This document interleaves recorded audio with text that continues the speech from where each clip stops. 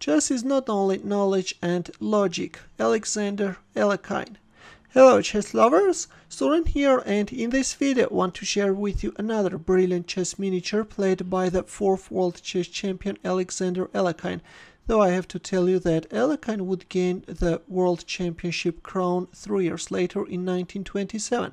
But meanwhile, this game was played in 1924 in New York at Newspaper Club, where Alekhine gave a chess simul on 18 boards.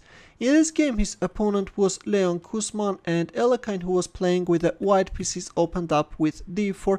Usually this is how it goes. The one who gives a chess simul is playing with the white pieces.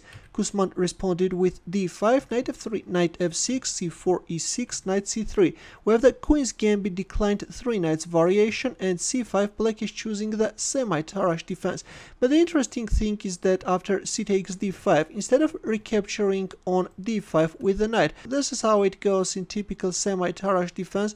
Black recaptured with the e-pawn, thus showing his eagerness that he's ready to play with an isolated pawn on d5. Here we have bishop g5, bishop e6, though I have to tell you that playing bishop e7 is better, but in our game we have bishop e6. And the problem is that after bishop takes f6, queen takes f6, the queen is somewhat misplaced on f6.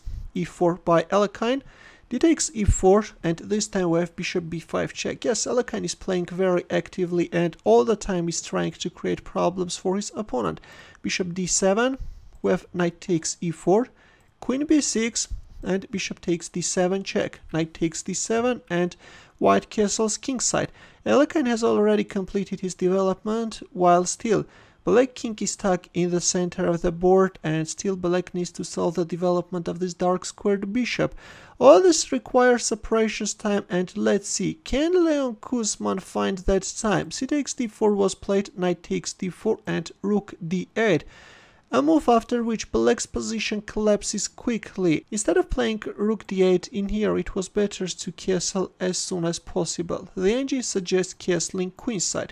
A daring decision, but this allows black to move away his king from the center of the board. But in our game we have rook d8, and after knight f5 black is in trouble. White is both threatening knight d6 check, and also black can't develop his dark squared bishop because all the time this knight is eyeballing on g7 square. Knight e5, and this time we have queen e2. g6, black wants to kick away this knight and complete his development, but in here, instead of touching his knight, Alekhine delivered the move which I am sure took his opponent by surprise. Believe it or not, but in here he played queen b5 check. Look at this epic queen sacrifice, guys.